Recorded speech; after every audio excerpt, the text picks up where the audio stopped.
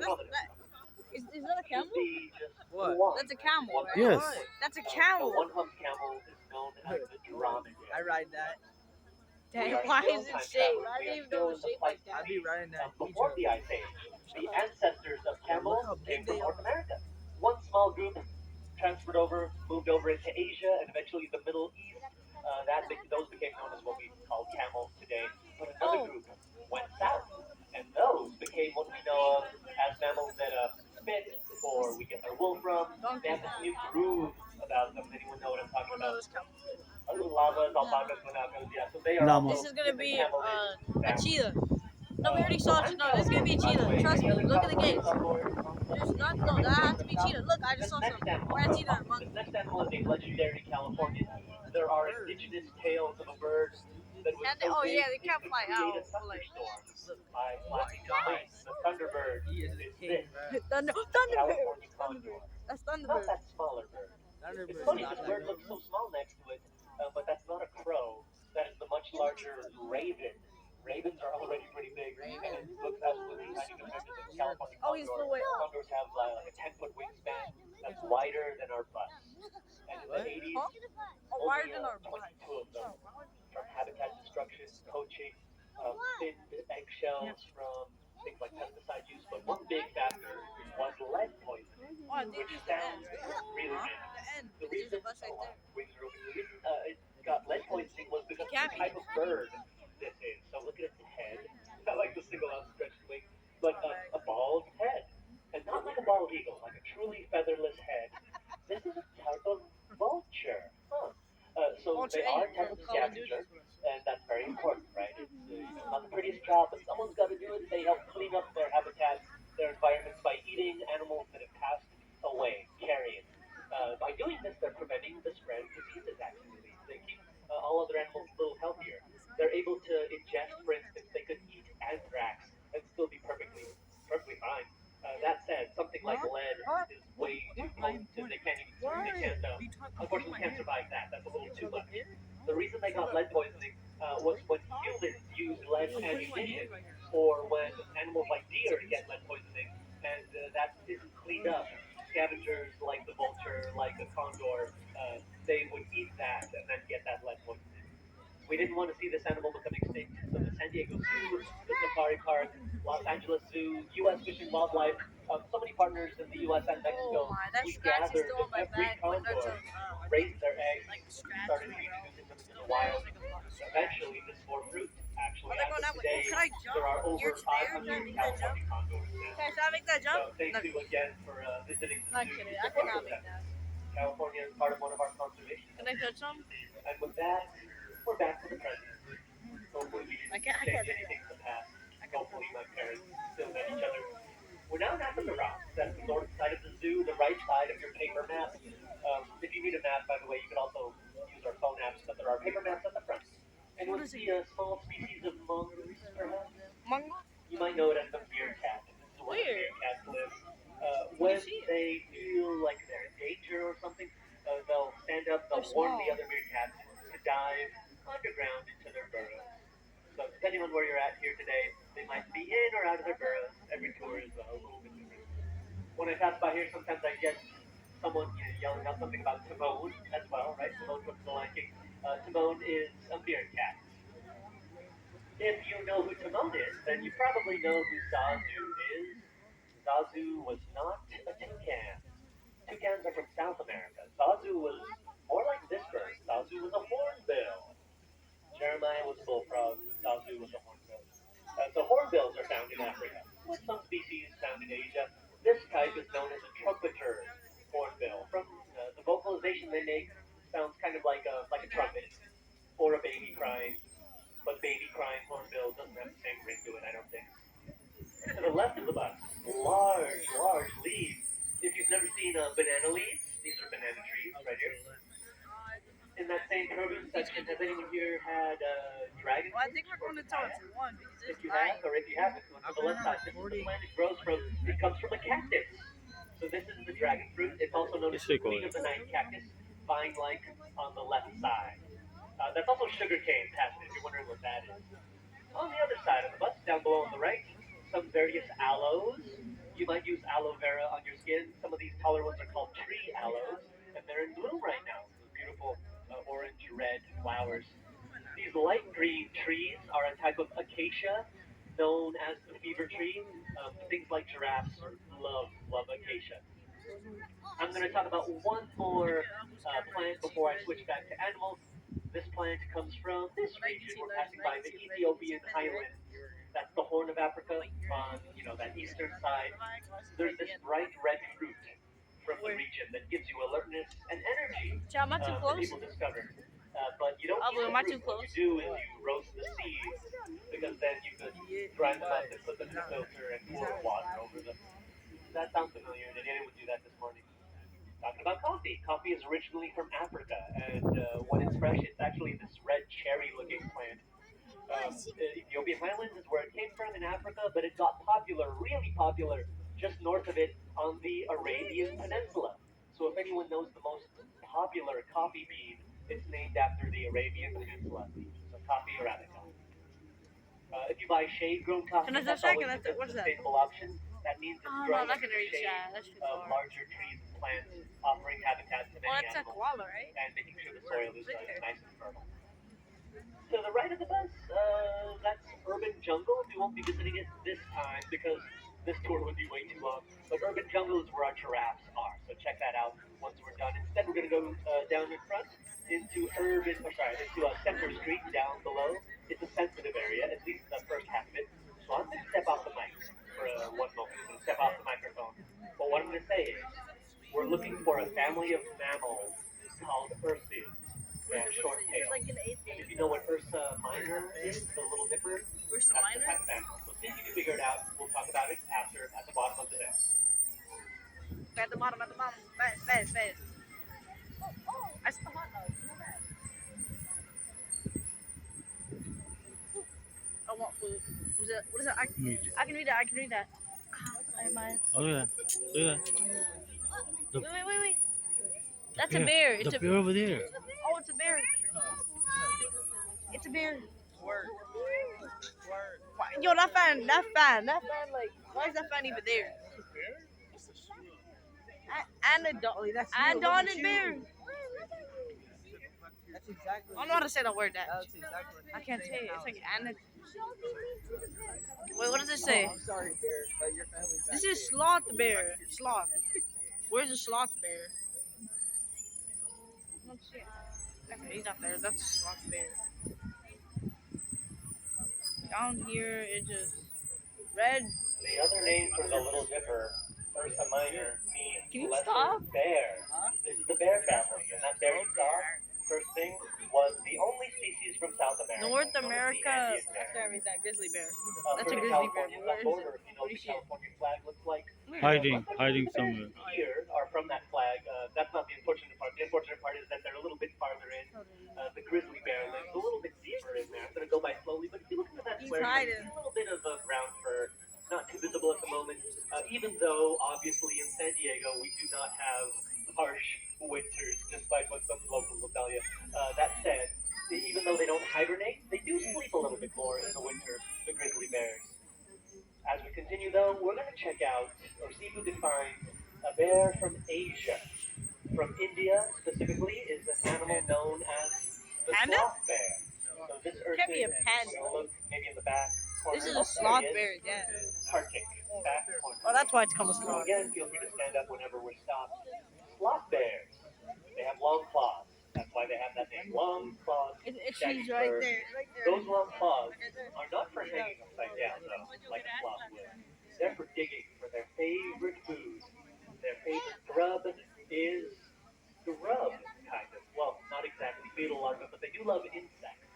Sloth bears specialize in ants and termites. Long claws let them dig, and a long tongue, like an anteater, lets them slurp all that food up. They can close their nostrils, which sounds kind of random, but they close their nostrils to prevent dirt and insects from getting into their nose. That's Kartik, one of our sloth bears. If any of you have read the Jungle Book, Baloo is a sloth bear. This is another Andean bear habitat, but we already saw the first Andean bear, Rakusu, that first bear. This is just the same see him. species, but his father actually lives here. Bears, every species of bear is solitary.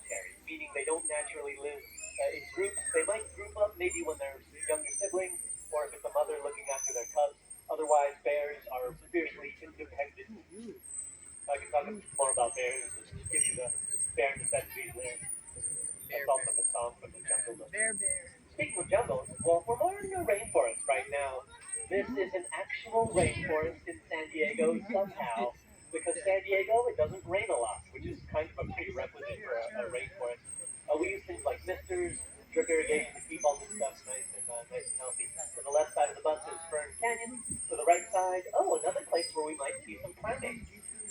Francois Langers are kind of an Asian monkey. So there are Asian rainforests, African rainforests, and of course the Monkey over Amazon, there. South American rainforest. If you put them all together, they're still less than 6% of the world's surface area. And yet somehow, over half of our known wildlife species, plants and animals, over half come from these regions of the world. That's a lot of biodiversity packed into a really, really tiny area, making them even more important to protect. We're going to make one more turn before we end the tour. We're going to go up Africa Rocks Oh, one more cafe, that's time, perfect, but from Jack. the other side. Make sure that we're nice and safe.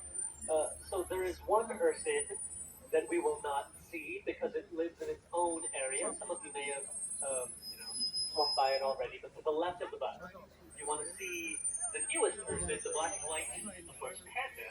Panda Ridge is to the left of the bus, Oh, yeah, right that's one. here. You want to go to that bridge? There's also, Hell let's no. see, Okay. a bridge, that's the Get up Basher there. Bridge, I with think. an elevator down there that lets you get really high up and back to the front without having to take stairs. Check that out right behind the bus.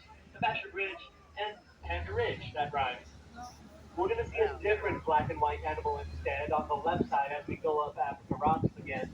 This black and white African animal is a bird. Penguins don't just live in the South Pole. There are some species that are more temperate weather, like the African penguin, or ones that live in South America, like the Mesoamerican penguin.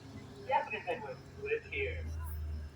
Now, don't let these two fool you. They are realistic statues. Whoever did that did a really good job. Let's look past them. In the water, above the water, is a colony of, we have over 20, maybe close to 30 now. It's been a while Oh, since they I've think checked. it's that. At least over 20 African penguins. Now that we're past the Oh, I stream, see them. look all over those rocks back there. Being a temperate weather species, they have ways to cool down when it gets warm, so they do well here in San Diego. They have patches of skin that are more exposed than some, South Pole species.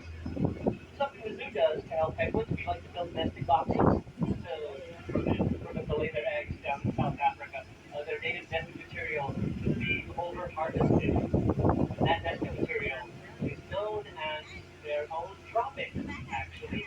Guano is what it's called. It's very clay-like. It's a good nesting material, but also a very good fertilizer. These next few areas are more primates. That is not a monkey. Over here on the left, that reddish animal has a longer nose. It's only found in Madagascar. See that over there? That's a lemur. So if you're a fan of lemurs, I would check out this side of Africa Rocks. There's a little walking path that goes throughout here, and it includes a waterfall. There are some aviaries down there that you can walk through as well. Africa Rocks really is a beautiful, walk. Now, as we move it, this is not a lemur. By contrast, you can see the face here. This is a monkey, a green monkey, aka the vervet. So monkeys, compared to lemurs, tend to have shorter noses. I saw something leap up.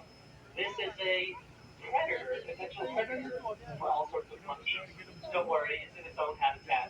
We already saw a jaguar, and this is not a cheetah, so that makes this a leopard, exactly.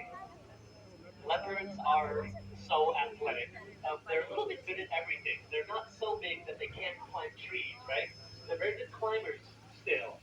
So if you're an animal trying to run away from a leopard climbing up a tree, that doesn't help. If you try to run from it, it actually has really good burst speed, 40, 50 miles an hour. If you try to swim away from it, well, even though it's a cat, it's pretty good at swimming too. It's like a triathlete. Although as far as I know, they don't know how to ride the bicycle yet. I don't either. One more continent I want to cover before we end the tour. We've covered, North and South America, Africa. We touched on the North and South Pole. We covered Asia. But if you subscribe to our podcast, there was an episode of it, Amazing Wildlife, on the Australian wildfires. Before the global pandemic, that's what dominated the news, right? These fires, and it affected a lot of wildlife. Some of our scientists down there, Science for Wildlife, and our partners, ended up going out and trying to save these animals, even though they were there for research. The species I'm talking